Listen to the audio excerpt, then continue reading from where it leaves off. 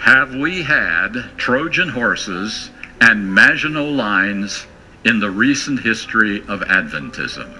I submit that we have had exactly the same problem of curiosity and a false sense of security. We've got everything covered. We've been successfully invaded while our guard was down. Modern society, as you well know, has been damaged by godlessness and lawlessness, with the absolute truth being replaced with, well, whatever works for me, that's okay. So since Adventists share many concerns about America with evangelicals, it was very easy to agree with them about conservative politics being the only way to nullify the corrosive influence of liberal religious beliefs combined with liberal politics.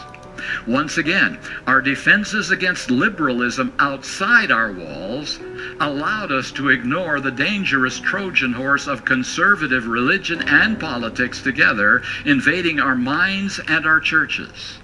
If only we would have followed Ellen White's wise counsel, inspired counsel, to bury political questions, we might not have opened the doors of to the Trojan horse so widely.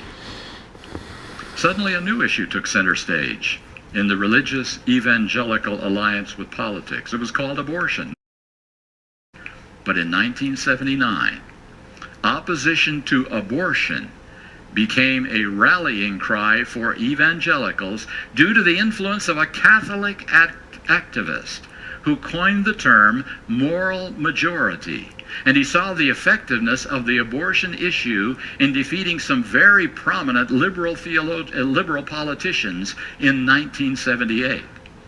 This resulted in the modern religious right as we know it today, and the Evangelical Catholic Alliance, which believes that morality can and should be a matter for political legislation. Get the right people elected, they'll get the job done.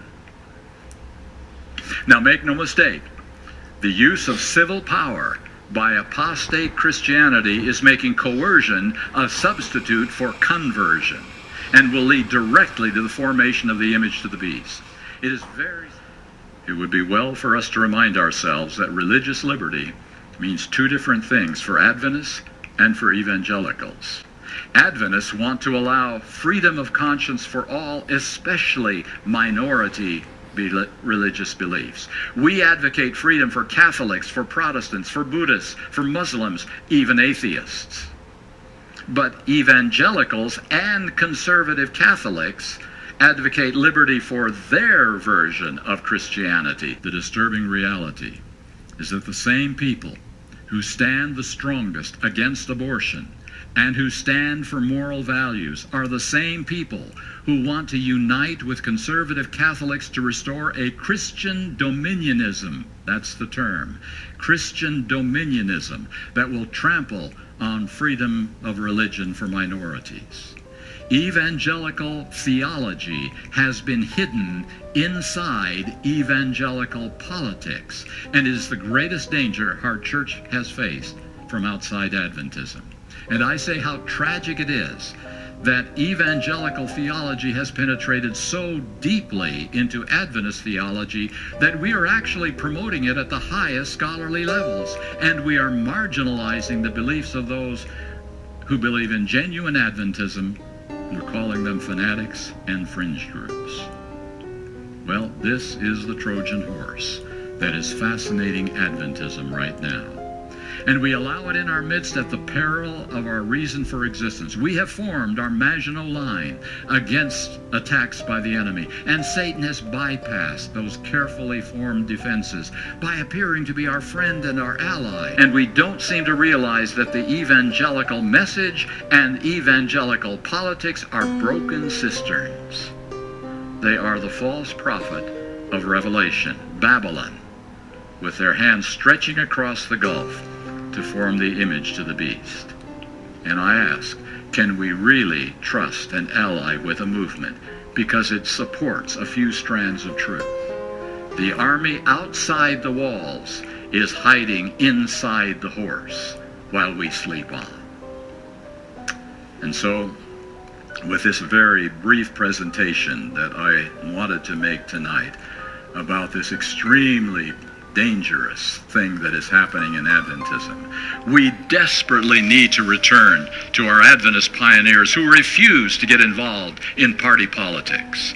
They stood for moral issues like temperance and religious liberty. They did oppose errors in society like slavery, even defying immoral laws like the Fugitive Slave Act. But they never supported the political parties of their day, and they refused to get involved in the dirt of power politics, as we have seen it in recent years. We, my friends, are here for two primary purposes. We are to prepare our characters to receive the seal of God, put the final nail in the coffin of Satan's lies that God's law cannot be kept, that he is asking too much of us. And second, to prepare our hearts to be ready for the latter rain and take this message of truth to every corner of planet Earth. Matthew 24:14 will see its fulfillment as the gospel is taken to the whole world, so that God can finally say in Revelation 12:14, here are they that actually keep my commandments. Take a look at them, world. Take a look at them, universe. Take a look at them, Satan.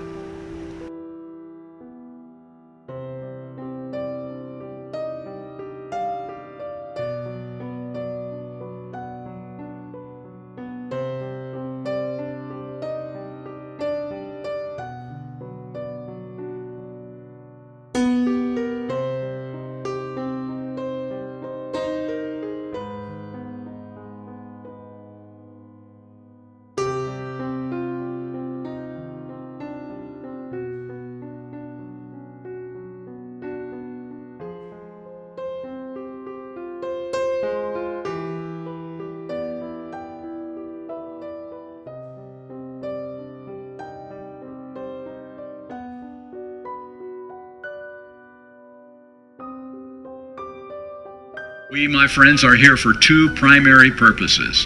We are to prepare our characters to receive the seal of God, put the final nail in the coffin of Satan's lies that God's law cannot be kept, that he is asking too much of us. And second, to prepare our hearts to be ready for the latter rain and take this message of truth to every corner of planet Earth.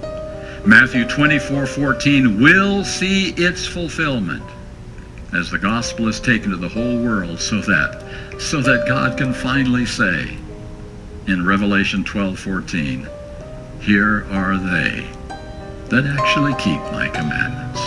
Take a look at them, world. Take a look at them, universe. Take a look at them, Satan. Take a look at them, world. Take a look at them, universe. Take a look at them, Satan.